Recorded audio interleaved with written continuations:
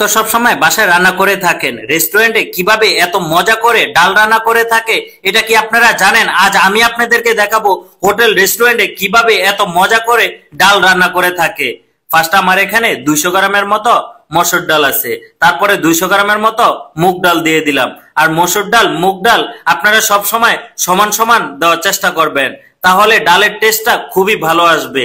আমি ডালটা ফার্স্টে ধুয়ে কিছুক্ষণের জন্য ভিজিয়ে রেখেছিলাম, আপনারাও ডালটা ধোয়ার পরে কিছুক্ষণের জন্য ভিজিয়ে রাখবেন। এখন একটা কড়াইয়ের ভিতরে নিয়ে নিলাম, ফার্স্টে দিয়ে দিলাম হাফ চামচের মতো আদা রসুন পেস্ট, এখন দিয়ে দিলাম পেঁয়াজ কুচি আর হলো টমেটো, পেস্টটা হালকা একটু বেশি দিবেন।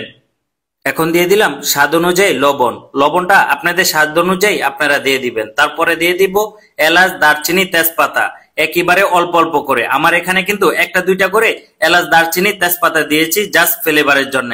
তারপরে দিয়ে দিব সয়াবিন তেল, আমার এখানে 50 গ্রামের মতো সয়াবিন তেল দিয়ে দিলাম। তারপরে দিয়ে দিলাম 1 চামচের মতো হলুদের গুঁড়া, এখন দিয়ে দিব 1 চিমটি মরিচের গুঁড়া। তারপরে খুবই ভালো করে মিক্স করে নিব। এভাবে মিক্স করে তারপরে আপনারা পানিটা দিয়ে দিবেন। আমার এখানে প্রায় 1.5 কেজির মতো পানি দিয়ে দিলাম।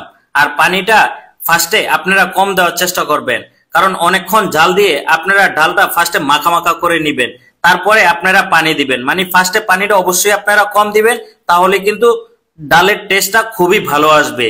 আমি কিন্তু পানিটা কম দিয়ে ডালটা একেবারে মাখা মাখা করে নিয়েছি।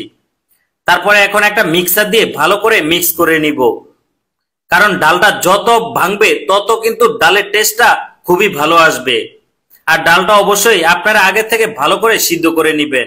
এখন দিয়ে দিলাম অল্প একটু জিরার গুঁড়া, তারপরে অল্প একটু ধনিয়ার গুঁড়া, তারপরে দিয়ে দিলাম পানি। আপনাদের ডালের পাতলা অনুযায়ী আপনারা পানিটা দিয়ে দিবেন। আপনারা যদি একটু ডালটা গাঢ় খেতে চান তাহলে পানিটা কম দিবেন, যদি পাতলা খেতে চান তাহলে পানিটা একটু বেশি দিবেন। পানিটা দেওয়ার পরে আপনারা অনেকক্ষণ ধরে জাল দিয়ে নিবেন ভালো করে। তারপরে একটা ফ্রাই প্যানের ভিতরে এখানে সয়াবিন তেল, তারপরে পেঁয়াজ কুচি দিয়ে দিলাম, তারপরে দিয়ে দিলাম রসুন কুচি। আর রসুন আর পেঁয়াজটা আমি একেবারে সুন্দর করে ভাজা ভাজা করে নিব। এখন দিয়ে দিলাম অল্প একটু জিরা, আর জিরাটা দিলে খুবই সুন্দর একটা ফ্লেভার চলে আসে ডালের থেকে। তারপরে আমার পেস্টটা ব্রাউন কালার হওয়ার পরে আমি কিন্তু খুবই সুন্দর করে বাগা দিয়ে দিব। আর এভাবে করে আপনারা বাগা দিবেন। বাগা দেওয়ার সময় অবশ্যই আপনারা একটু পেঁয়াজ আর রসুনটা বাড়তি দেওয়ার চেষ্টা করবেন, তাহলে ডালের মজাটা আরো বেশি বেড়ে যাবে। এখন দিয়ে দিলাম ধনিয়া পাতা, তারপরে দিয়ে দিলাম কাঁচামরিচ। আর কাঁচামরিচ আর ধনিয়া পাতাটা দিলে আরো সুন্দর একটা গ্রান আসবে। আর এভাবেই করে আমরা রেস্টুরেন্টে এই ডালটা রান্না করে থাকি।